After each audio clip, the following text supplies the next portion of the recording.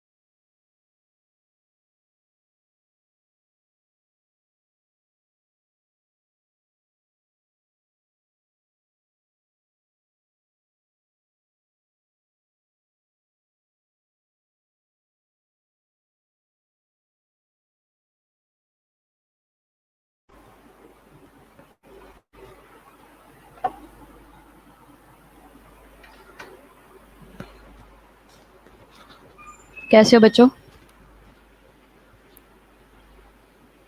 मैं तो बोली नहीं। वॉइस कैसे आएगी? अभी बोली हूँ, अब आ रही है आवाज़?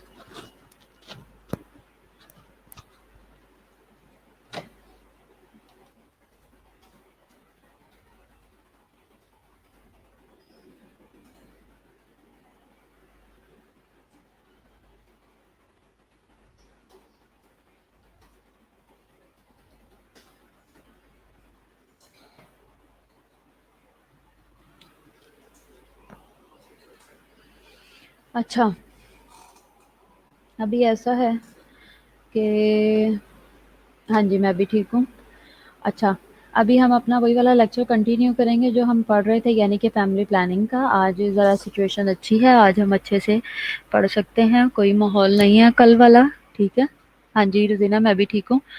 अच्छा, एलिमेंट्स हमने देख लिए थे, बेनिफिट हमने टू मदर देखे थे, टू चिल्ड्रन देखे थे, टू फादर देखे थे, एंड हमने होल फैमिली देखे थे। ठीक है।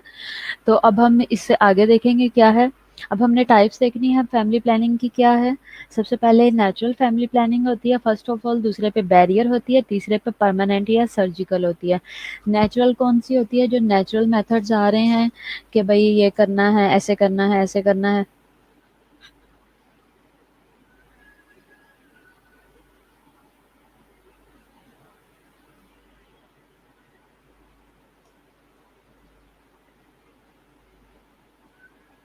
ठीक है। कि जैसे नेचुरल मेथड्स होते हैं, जैसे कि ओव्यूलेशन टाइम है, अगर ओव्यूलेशन में जब ओव्यूलेशन टाइम है, जब एग रिलीज होगा, अगर उस टाइम को अवेल नहीं करते, उस दौरान में अगर कोई भी मीटिंग नहीं होती, तो वो फिर टाइम जो है वो प्रिवेंट कर सकता है। कंसेप्शन से कंसीव नहीं करेंगे, इससे फैमिली प्लानिंग हो जाएगी, स्पेसिंग हो जाएगी।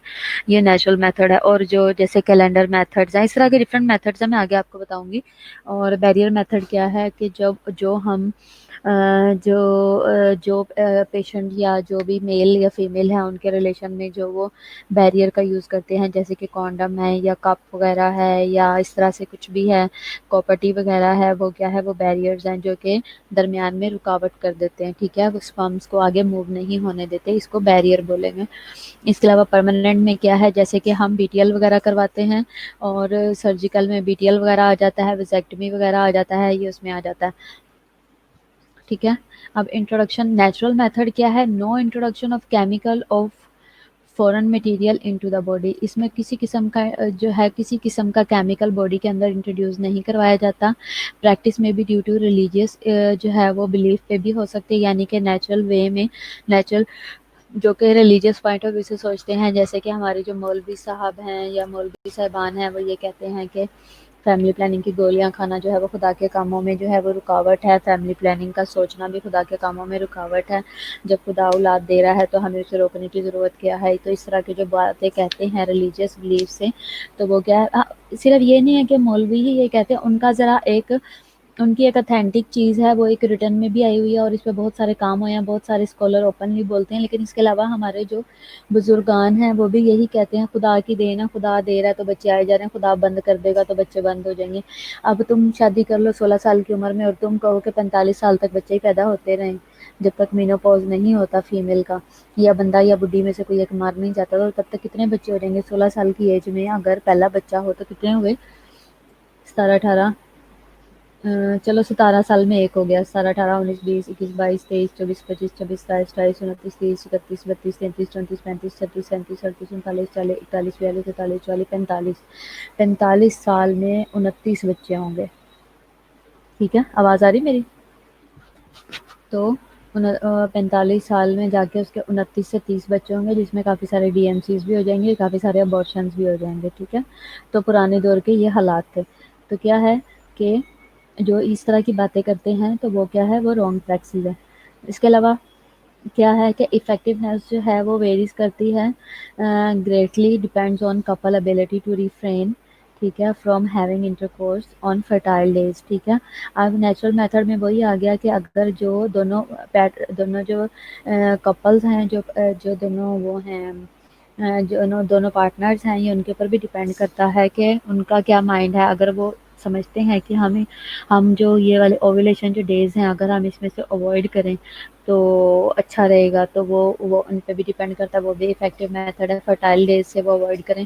फेलियर रेट्स क्या है, अबाउट 25% जो है वो नो रिस्क टू फीटस है। 25% जो है वो रिस्क फीटस के ऊपर रिस्क नहीं होता। फेलियर रेट इसका जो है ना वो काफ़ी कम है।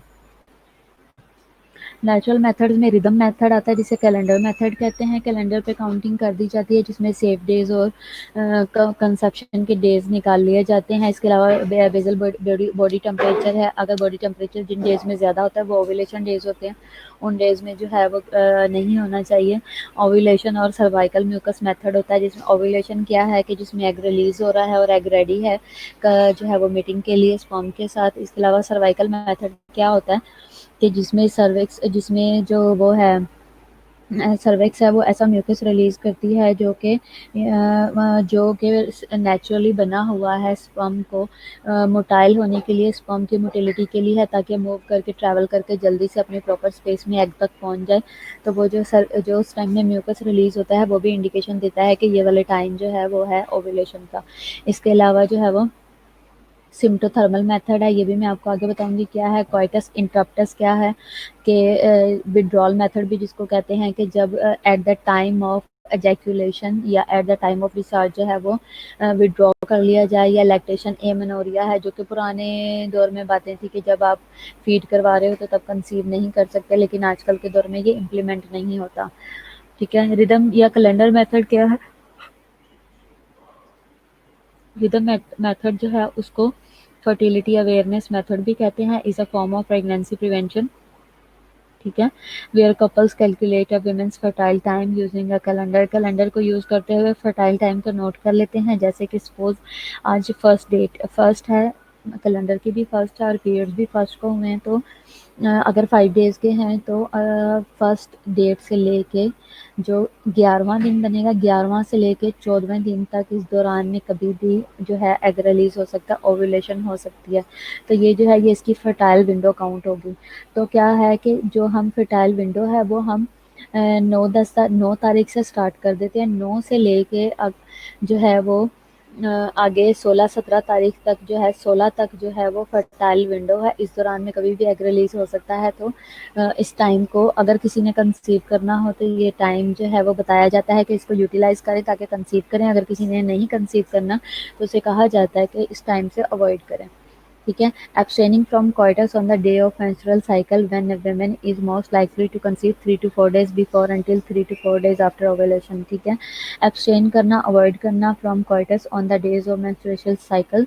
menstrual जो cycle है उसमें जो है अवॉइड करना चाहिए coitus से। ठीक है। When a woman is most likely to conceive 3 to 4 days before until 3 to 4 days after ovulation। अगर स्पेशली उन लोगों में जो है वो उन लोगों को अवॉइड करना चाहिए जिनकी जो है रूटीन है कि वो 3 to 4 डेज जो है वो बिफोर ही कंसीव कर लेते हैं और उनकी ओव्यूलेशन 3 to 4 डेज पहले ही हो जाती है। उनका कैलेंडर मेथड के ऊपर टाइमिंग ज़रा डिफरेंट है।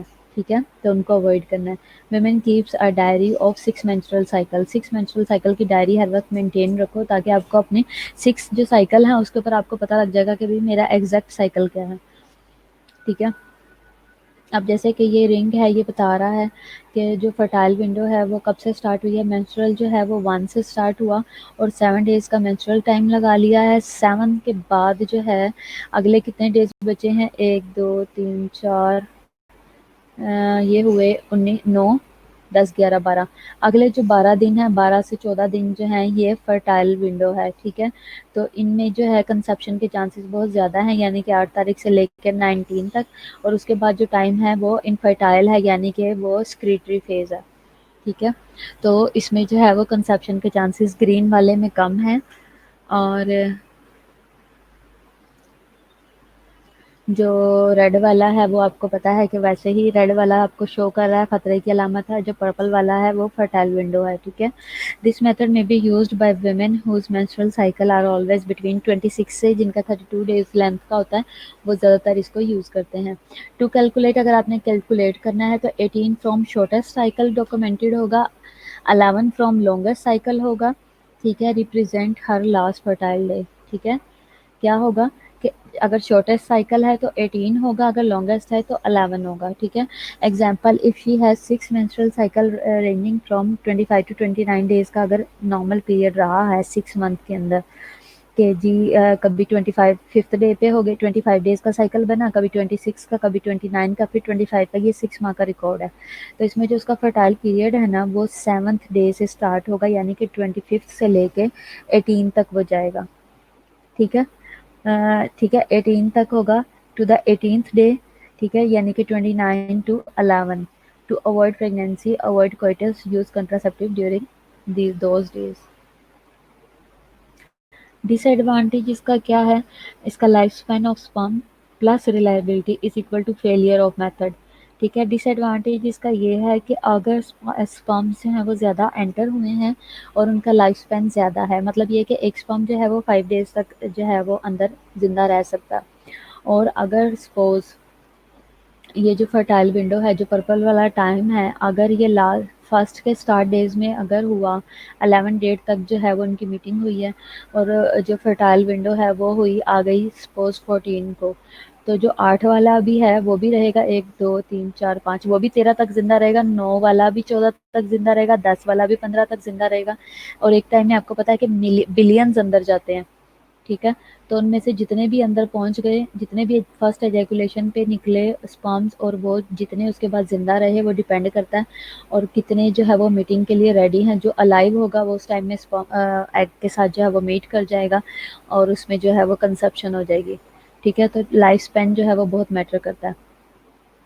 ठीक है, बेसल बॉडी टेम्परेचर क्या है? इसमें क्या होता है कि बॉडी का टोटल बॉडी टेम्परेचर चेक किया जाता है। ये ओव्यूलेशन के टाइम में ये बढ़ जाता है, जैसे कि मेंस्ट्रुएशन के टाइम में बड़ा होता है। इसी तरह क्या है इसमें, ये आइडेंटिफाई करता है फर्टाइल और infertile period of women cycle by taking and recording of rise in body temperature during and after ovulation. इसमें ये होता है कि बॉडी टेम्परेचर जो है वो at morning at bed time check करना होता है। सुबह को बेड से उठने से पहले टेम्परेचर चेक करें तो ये टेम्परेचर बढ़ा होता है, और ये मोस्टली जो है वो 99 टू 99.5 तक होता है।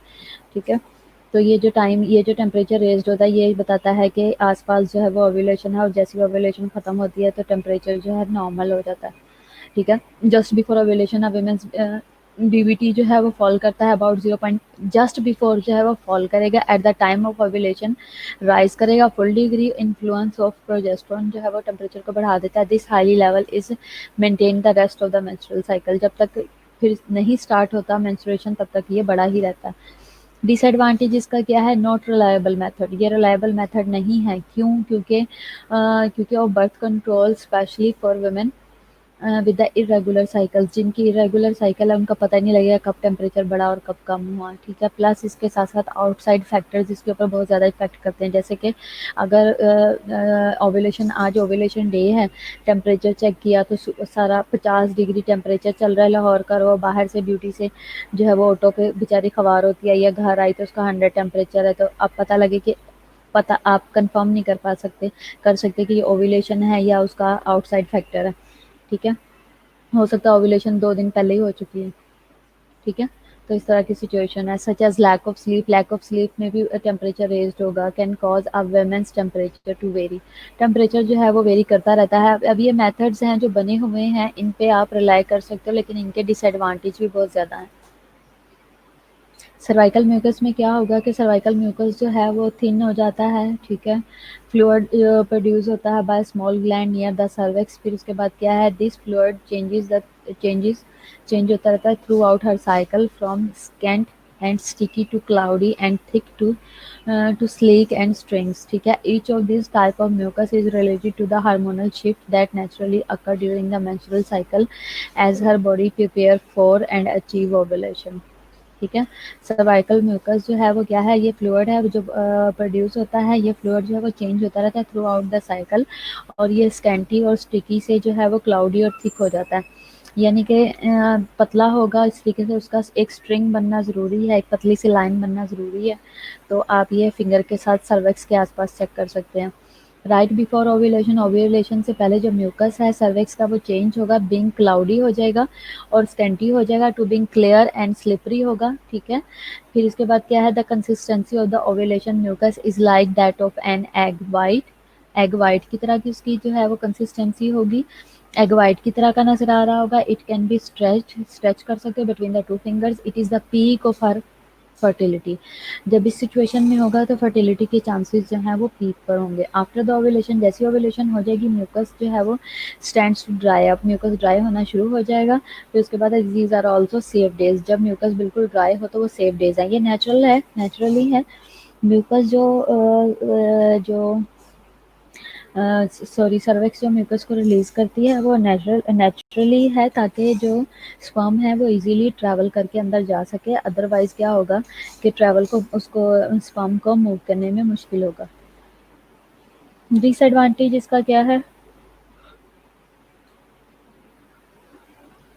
It is not a particular reliable method of birth control, especially for women with irregular cycle. Remember that cervical mucus does not let you know when you will soon be ovulating, but sperms can live up to 7 days inside the vagina. Any sperm deposited ahead of time can still impregnate the women. ठीक है, ऐसा भी possible है कि sperm जो है वो बगैर इसके भी अंदर रह सकता है और काफ़ी देर तक हो सकता है, स्पर्म के होते हुए भी इम्प्रेग्नेंट हो सकती है, काफ़ी सारे इश्यूज आ जाते हैं। सिम्प्टोथर्मल मेथड क्या है? कंबाइन द सर्वाइकल म्यूकस को और बीबीटी को बेसल बॉडी टेम्परेचर को मिक्स करके, और जो थर्मल मेथड जो सर्वाइकल म्यूकस का है, इन दोनों को मिक्स करके बनाया जाता है। Watch is temperature daily and analyse cervical mucus daily. ठीक है, watch the mid cycle abdominal pain, आप मिड साइकिल में एब्डोमिनल पेन को असेस करोगे। Couple must abstain from the intercourse until 3 days after rise in temperature, जब temperature raise हुआ उसके 3 days तक अवॉइड करना है कपल ने। ठीक है, और इसके अलावा और fourth day after peak of mucus change. ठीक है, फोर्थ डे पे म्यूकस अगर चेंज हो गया तो उसके फोर्थ डे पे अवॉइड करना है। मोर इफेक्टिव है बीबीटी और सर्वाइकल म्यूकस मेथड से अलोन। आइडियल फेलियर रेट इसका 2% है।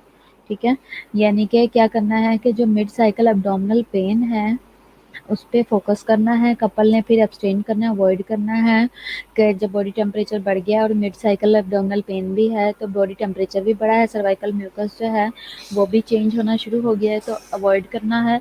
दूसरा फोकस किस पे है? बॉडी टेम्परेचर को सामने रखते हुए उसके सिम्टम को प्लस सर्वाइकल म्यूकस के सिम्टम को सामने रखते हुए, दोनों को सामने रखते हुए जस्ट अवॉइड करना है, एब्सटेन करना है फ्रॉम इंटरकोर्स। ठीक है, कोइटस इंटरप्टस क्या है? One of oldest non method है कॉन्ट्रासेप्शन का। कपल प्रोसीड्स विद क्वाइटस, ठीक है, until the moment of the ejaculation which offers little protection। ठीक है, क्या है कि सिंपल सी बात है कि मैंने आपको पहले भी बताया, इंटरप्टस का मतलब है कि इंटरप्ट हो गया क्वाइटस में, तो क्या है कि इसमें कॉन्ट्रासेप्शन ये मेथड है। लैक्टेशन एमेनोरिया क्या है कि जब लैक्टेशन एमेनोरिया मेथड जो है ये natural birth control method technique है, ये भी कंट्रोल टेक्निक है based on the fact that lactation यानी कि ब्रेस्ट मिल्क प्रोडक्शन जो है ये एमेनोरिया कॉज करवाती है, लैक ऑफ मेंस्ट्रुएशन करवाती है, इंटेंसिव बहुत ज़्यादा जब ब्रेस्ट फीडिंग होती है इससे लैक्टेशनल एमेनोरिया होता है, प्रेगनेंसी जो है वो प्रोटेक्ट रहती है। इंटेंसिव यानी कि बच्चा हर वक्त जब माँ का दूध लेता है और वो बाहर से कुछ नहीं खाता पीता। हाउ इट वर्क्स, ये कैसे काम करता है? Breast feeding interferes with the release of the hormones needed to trigger ovulation. ठीक है, एडवांटेज इसका क्या है? Breast feeding on demand, improve health पर वर्दर। एडवांटेज ये है कि मदर और बेबी की हेल्थ जो है वो इम्प्रूव होती है। नथिंग टू बाय और यूज़, कुछ भी खरीदने की या यूज़ करने की इसके लिए ज़रूरत नहीं है। ठीक है, कैसे काम करता है? Breast feeding interfere with the release of the hormone, hormone release नहीं होने देती जो कि पिट्यूटरी ग्लैंड का काम है। ओव्यूलेशन ही नहीं होती, जब ब्रेस्ट फीडिंग करवा रहे होते तो ओव्यूलेशन ही नहीं होती, जब ओव्यूलेशन नहीं होगी, एग रिलीज नहीं होगा तो कंसेप्शन भी नहीं होगी। ठीक है, डिसएडवांटेज इसका क्या है? एज क्या है इसमें? Use this method only for the first 6 month after birth. ठीक है, फर्स्ट 6 मंथ के लिए यूज करना है आफ्टर बर्थ, फिर उसके बाद है until the first menstrual period. ठीक है, फिर उसके बाद जो है इसमें क्या है? लैम्प जो है वो does not provide protection against sexually transmitted infection. इसमें इसका डिसएडवांटेज ये भी है कि इसमें बर्थ कंट्रोल तो हो जाएगा, लेकिन अगर जो है वो इंटरकोर्स होता रहे, लेकिन इसमें वो इन्फेक्शन जो है वो कंट्रोल नहीं होगा, उसके लिए सिर्फ कॉन्डम मेथड ही बेस्ट है। क्लासिफिकेशंस इसकी क्या हैं? सबसे पहले स्पेसिंग मेथड है, दूसरा टर्मिनल मेथड्स है। अब क्लासिफिकेशंस की हम बात करेंगे। ठीक है, स्पेसिंग मेथड है और टर्मिनल है। जो स्पेसिंग है उसमें बैरियर आ जाता है, इंट्रायूट्राइन मेथड्स आ जाते हैं, आईयूडी जिसे कहते हैं। इसके अलावा हार्मोनल मेथड्स हैं और पोस्टकॉइटल मेथड्स हैं, ठीक है। बैरियर में क्या है, कॉन्डम्स यूज़ किए जाते हैं, स्पर्मिसाइडल जो है क्रीम्स वगैरह लोशंस वगैरह यूज़ किए जाते हैं, स्पंज यूज़ किए जाते हैं, डायाफ्राम यूज़ किया जाता है, सर्वाइकल कैप यूज़ की जाती है। ये बैरियर्स हैं जो कि बैरियर सामने आ जाते हैं, ठीक है। मेल कॉन्डम्स हैं, ठीक है।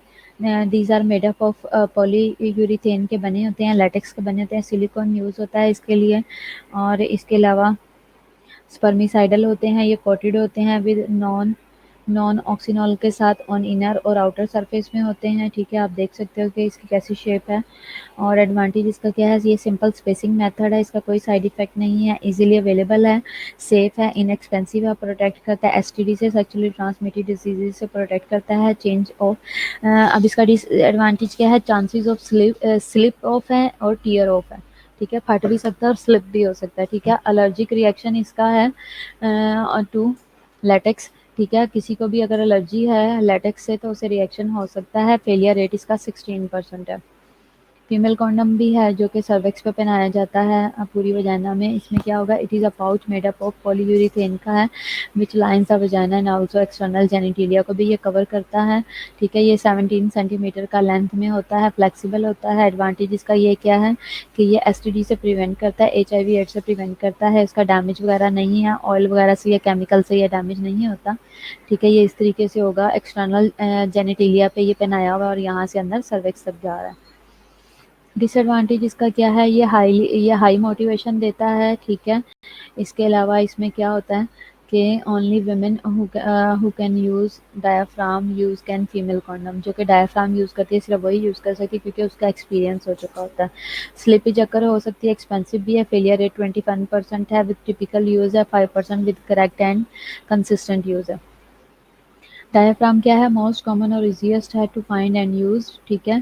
थिन होती है, नियरली हेमिस्फेरिकल डोम होती है जो कि क्या है, मेड अप ऑफ रबर होती है और लेटेक्स होती है, लेटेक्स मटेरियल है with circular covered metal spring होता है इसका, ठीक है। एक्सटर्नल डायामीटर जो है ऑफ रिम इस size of diaphragm 45 mm diameter का है, ठीक है। इसका क्या काम है, ये जो डोम है इसको हम सर्विक्स के ऊपर रख देते हैं, इससे सर्विक्स के अंदर जो है वो जर्म्स जो है वो एंटर नहीं होते। The device introduce up to 3 hours के लिए रख सकते हैं before intercourse and is to be kept for at least 6 hours after intercourse. इसका एडवांटेज क्या है, चीप है, no gross medical side effect है, control of pregnancy in hands of women है, प्रिवेंट फ्रॉम एसटीडी है, ठीक है। ये आप देख सकते हो, इसको बिल्कुल सर्विक्स के मुंह पे रख देते हैं ताकि कोई और जो स्पर्म्स वगैरह हैं वो एंटर ना हो।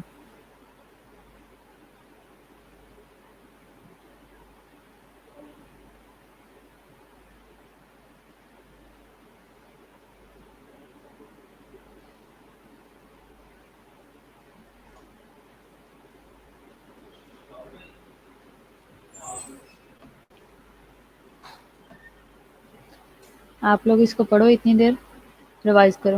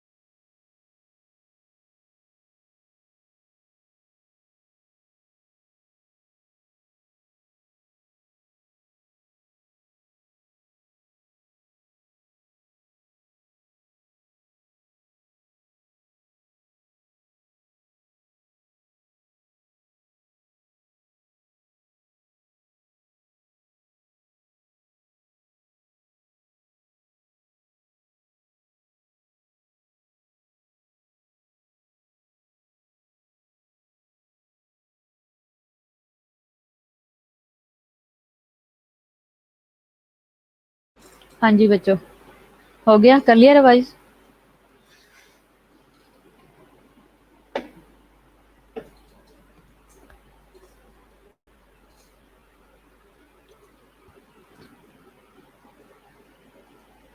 डिसएडवांटेज क्या है, डायफ्राम के लिए जो है वो हेल्प चाहिए होती है डॉक्टर की, ताकि वो मेजर करे साइज का कि क्या हमें साइज चाहिए होगा। इसके अलावा हमें मोटिवेशन चाहिए, need high motivation. Allergic reaction rubber का भी हो सकता है, एरोयन भी हो सकती है और यूटीआई भी हो सकता है।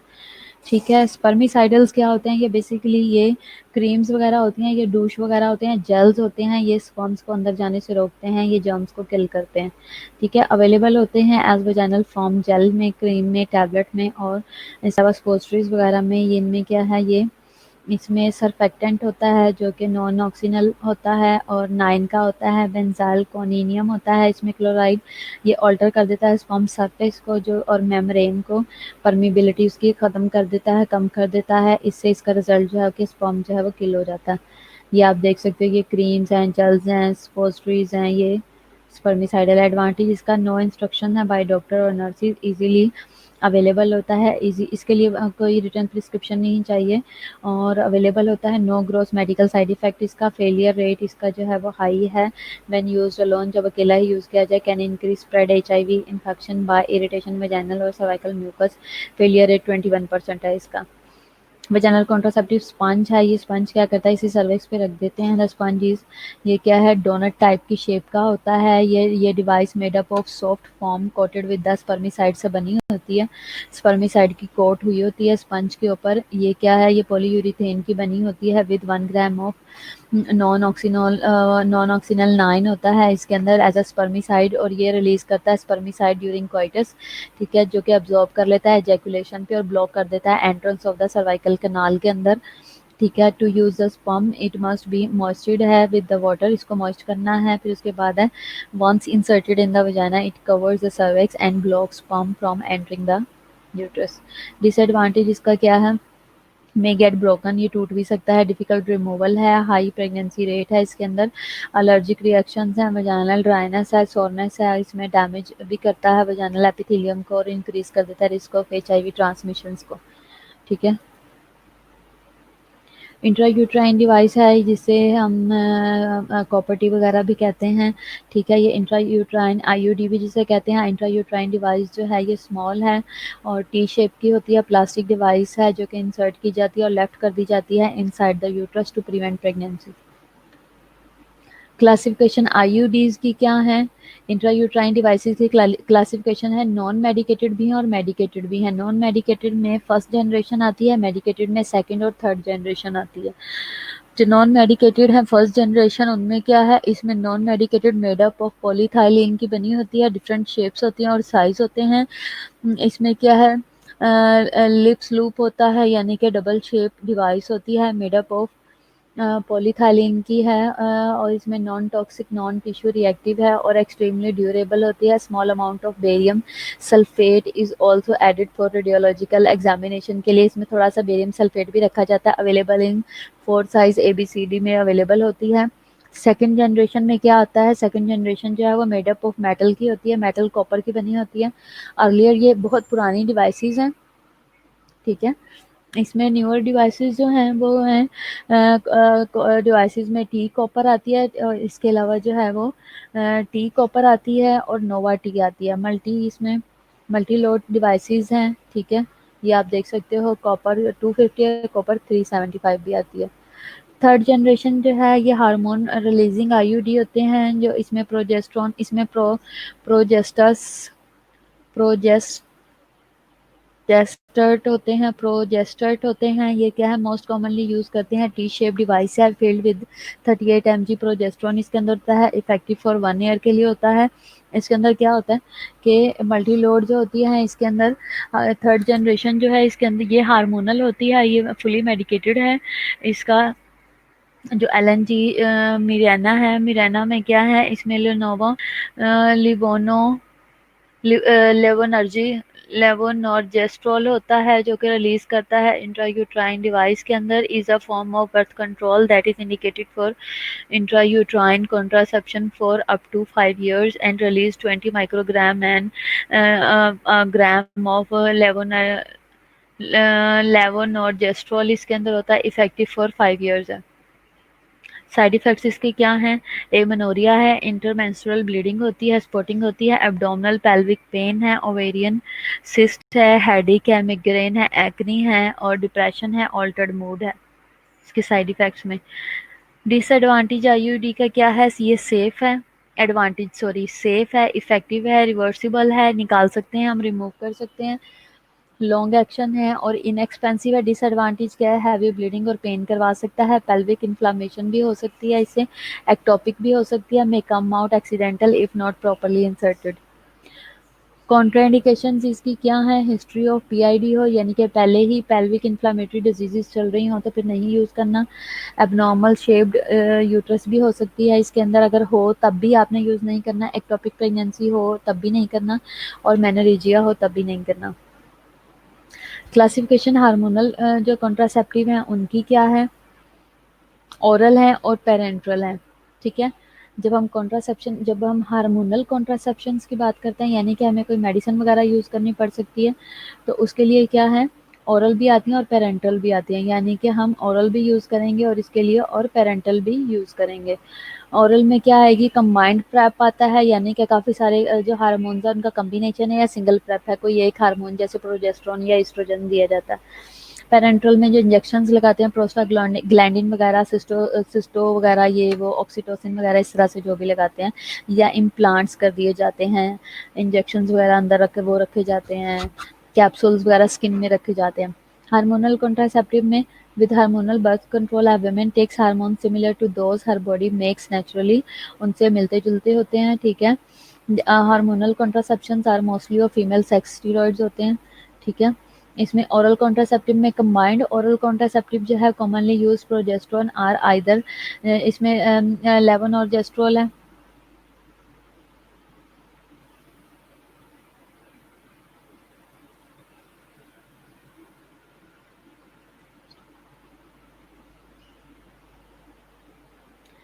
और इसके अलावा नॉर एथिस्टीरॉन है और एस्ट्रोजन आर एथाइल जो है वो एस्ट्राडियोल है। और इसके अलावा मेंस्ट्रा, ये बड़े गंदे नाम हैं इसलिए मुझे बोलने नहीं आ रहे। साइड इफेक्ट्स इसके क्या है? डिजीनेस है, नोजिया है, वेट गेन है, हेडेक है, ब्रेस्ट टेंडरनेस है, वजाइनल इन्फेक्शन है, माइल्ड हाइपरटेंशन है, डिप्रेशन है और इंक्रीज ब्लड क्लॉटिंग है, ठीक है। प्रोजेस्टेरोन में क्या है? ओनली पिल्स दी जाती हैं, also known as mini pills भी कहते हैं, कंटेन जस्ट प्रोजेस्टेरोन और प्रोजेस्टेरोन हार्मोन है, causing plug of mucus in the neck of the cervix है, block the entry of the sperm. Contraceptive injections में क्या है? इसमें डेपो प्रोवेरा और इसके अलावा नोरिस्ट्रेट इसके लिए यूज़ किए जाते हैं, कंटेन प्रोजेस्टेरोन हार्मोन है, प्रिवेंट्स ओव्यूलेशन है, कॉमनली यूज्ड एज डेपोमेड्रोक्सिल के नाम से प्रोजेस्टेरोन यूज़ किया जाता है। इसके अलावा डीएमपीए ये एडमिनिस्टर किया जाता है on deltoid muscle with in 5 days of cycle है, डोजेज इसकी 150 mg है, प्रोवाइड प्रोटेक्शन फॉर 3 months, ठीक है। ये इंजेक्शन फॉर्म में है जिन्हें हमने पेरेंट्रल अभी पढ़ा है। इम्प्लांट्स में क्या है? It is a small device है, प्लेस्ड अंडर द स्किन है, कंटेन प्रोजेस्टेरोन हार्मोन होता है, work in similar way to injection, contain 3 इसमें कीटो डेजोजेस्ट्रिल होता है, रिलीज करता है hormone about 6 microgram, gradually reduce to 30 mg per day over years है, इनहिबिट्स ओव्यूलेशन है, लास्ट फॉर 3 years है और नॉरप्लांट इसको 2 बोला जाता है, ठीक है। नॉरप्लांट 2 क्या है? इसमें 2 rods ऑफ 4 सेंटीमीटर लॉन्ग होते हैं, each road contain 75 milligram of जो है वो लेवोनॉर्जेस्ट्रोल इसके अंदर यूज होता है, 50 माइक्रोग्राम पर डे जो है वो ये रिलीज करता है। इमरजेंसी कॉन्ट्रासेप्टिव्स होते हैं जो कि यूज़ किए जाते हैं 72 आवर्स के अंदर अंदर, ओव्यूलेशन जो है वो आइदर प्रिवेंट हो जाती है और डिले भी हो सकती है। It may be in form of hormones, IUD और एंटी प्रोजेस्टेरोन भी होते हैं। ये इंडिकेशन है जब अनप्रोटेक्टिव जब इंटरकोर्स हो जाता है या कॉन्डम रप्चर हो जाए या सेक्सुअल असॉल्ट होता है, ये तब यूज़ करवाए जाते हैं। परमानेंट जो स्टरलाइजेशन है उसमें विजेक्टमी की जाती है और इसके अलावा जो है वो ट्यूबेक्टमी की जाती है। कि जो ट्रैवल करने का सिस्टम है उसे ही कट कर दिया जाता है। ये कट एंड टाई है ट्यूबेक्टमी, जिसे बीटीएल भी कहते हैं, बायलैटरल ट्यूबेक्टमी। ठीक है, तो बायलैटरल ट्यूब लाइगेशन, ठीक है। तो उसमें क्या होता है कि दोनों साइड्स की जो ट्यूब है उनको काट के जो है वो लाइगेट कर दिया जाता है, स्टिच कर दिया जाता है। ठीक है, जैसे कि ये हुआ हुआ, ये बीटीएल की पिक्चर है। ठीक है, sterilization it is the most effective method, its failure rate is one over 2000, so in this there is permanent termination. ठीक है, अगर परमानेंट टर्मिनेशन हो तो 2000, अगर नहीं कि परमानेंट टर्मिनेशन की तो बहुत रेयर है कि 2000 में से किसी एक के साथ ऐसा हो। पहले ये होता था कि कट एंड टाई नहीं थे करते, जस्ट जो है वो कोटरी करते थे और टाई कर देते थे। तो उसकी वजह से कोटरी जब रिलीज होती थी या जो सूचर है वो जब रिलीज हो जाता था, ये लूज हो जाता था, तो वहां से स्पर्म या एग जो है वो मूव करके आ जाता था अपनी प्लेस पे, तो उससे कंसीव होने के चांसेस हो जाते थे। लेकिन जब से कट एंड टाई करने लगे हैं तब से रास्ता ही खत्म कर दिया गया, तो उसमें अब बिल्कुल भी वो नहीं होता, कंसीव करने के चांसेस बिल्कुल ही नहीं है। वेजेक्टमी क्या है, स्मॉल इंसिजन है made up on sides of scrotum पे, साइड पे किया जाता है। वास डेफरेंस जो है is then cut and tied, vas deferens जो है उसको कट कर दिया जाता है। फीमेल में जो है वो फ्लोपियन ट्यूब को किया जाता है, इसमें कॉर्ट्रीड और प्लग्ड किए जाते हैं। Blocking the passage of the spermatozoa, sperm के गुजरने का रास्ता ही बंद कर दिया जाता है। Does not interfere with the production of the sperm but does not pass beyond vas deferens, बनने से बंद नहीं होते लेकिन ट्रैवल नहीं कर सकते। Vas deferens after 3 months of procedure, इसमें क्या है, वेरी इफेक्टिव होता है 3 मंथ्स ऑफ प्रोसीजर के बाद।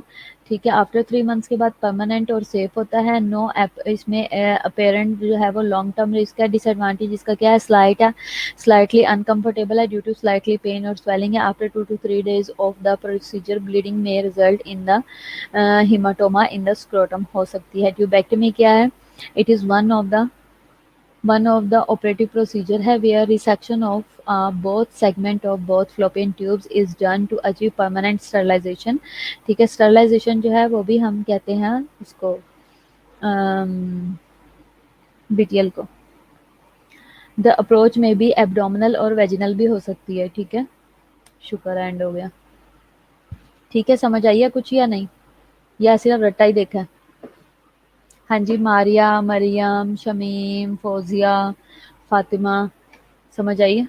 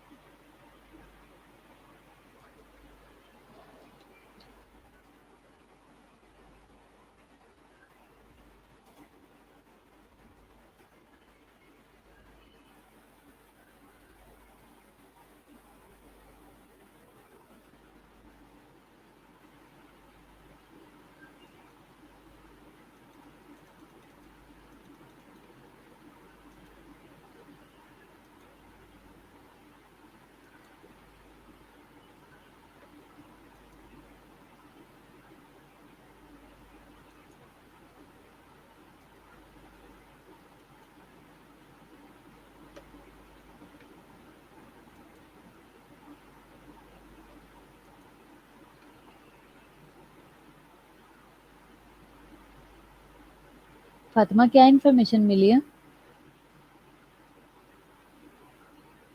हैं, वेरी इंफॉर्मेटिव में क्या इन्फॉर्मेशन मिली है, मुझे भी बताओ ज़रा, क्या सीखा है? अच्छा, वैसे ये लेक्चर्स हैं वो हैं जो कि हम जब फेस टू फेस होते हैं तो हम ज़्यादा इंजॉय करते हैं, ज़्यादा अच्छे से समझते हैं। क्योंकि पिछली क्लासेस के साथ जब हमने पढ़ा था तो ये वाले जब टाइम था जब हम ये वाले लेक्चर्स देखे थे तो सबने बहुत इंजॉय किया था। क्योंकि आप फेस टू फेस होते हो और आप बी फ्रैंक क्वेश्चन कर सकते हो। अब मुझे नहीं पता आप जितने भी प्रेजेंट हो इनमें से कितने लोगों ने अटेंटिवली क्वेश्चन पे लेक्चर सुना है और सोचा है कि हम इस पे ध्यान दें।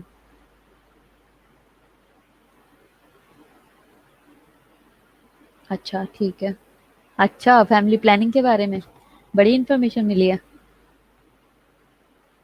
ठीक है, अच्छी बात है।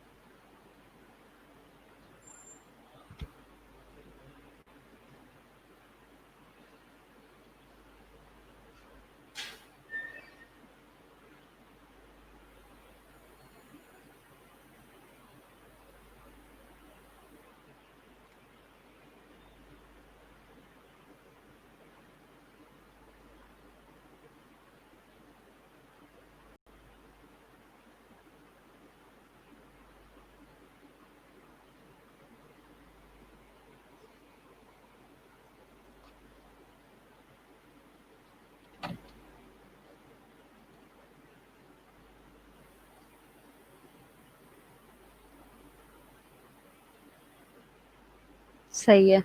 ठीक है। अच्छी बात है, मैरिड को होगा, लेकिन ये सबके लिए बेनिफिशियल है। हमारे आसपास बहुत सारे ऐसे लोग होते हैं, बहुत सारे ऐसे पेशेंट्स आते हैं हमारे मोहल्ले में। इस तरह के बहुत सारे लोग होते हैं, जब हमारे से कुछ पूछते हैं तो हमें उसके बारे में इतना पता नहीं होता, तो हमें काफ़ी प्रॉब्लम आती है। तो अगर जब हमें पता होगा तो हम क्या कर सकते हैं कि गाइड कर सकते हैं उन्हें, और दूसरा क्या है कि हम उनसे उन्हें बता सकते हैं कि इसका ये बेनिफिट है, हम इससे ये कर सकते हैं, ये है वो है, इस तरह की चीज़ें। ठीक है।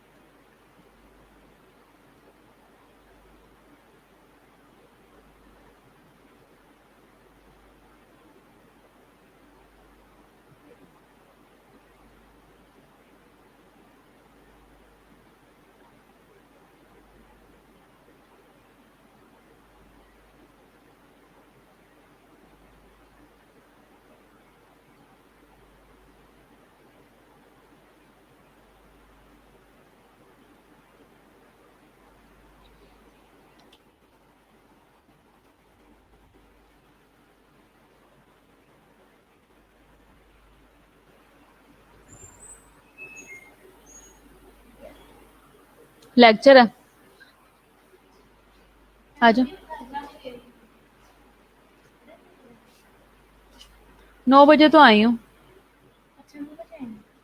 घर जाके क्या करना है मुझे, क्या फ़ायदा आएगा।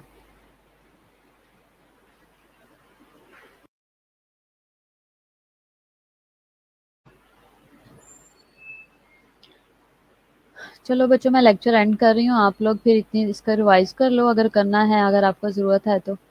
बाकी हम फिर नेक्स्ट लेक्चर में मिलेंगे दोबारा। ठीक है। मैं इतनी देर अटेंडेंस ले लेती हूँ। जितने लोग प्रेजेंट हो सबने प्रेजेंट बोल दिया है ना। चलो मैं अटेंडेंस लगाने लगी हूँ, आप तब तक रिवीजन कर लो।